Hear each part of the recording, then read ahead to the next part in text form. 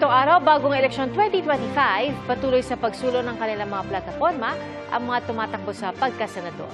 At kabilang po dyan ang kanilang mga plano para sa kultura, kalusugan at agrikultura. Ating saksihan.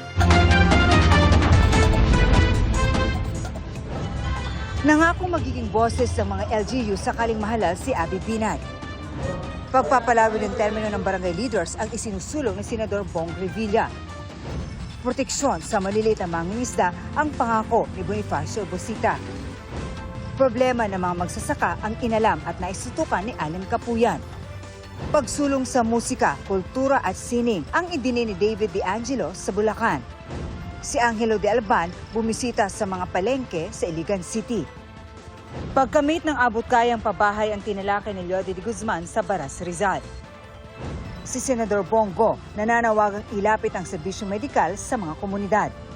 Si Ping Lacson nangakong tutulong na mapaunlad ang turismo sa Romblon.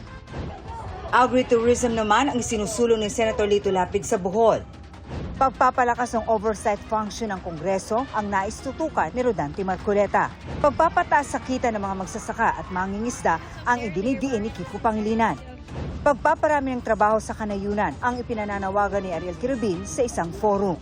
Gender equality ang isinusulong ni Congresswoman Camille Villar sa Leyte.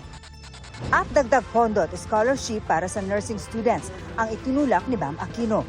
Patuloy naming sinusundan ang kampanya ng mga tumatakbong senador sa eleksyon 2025. Para sa GMA Integrated News, ako si Marisol Abduraman, ang inyong saksi. Mga kapuso, maging una sa saksi. Mag-subscribe sa GMA Integrated News sa YouTube para sa iba't ibang balita.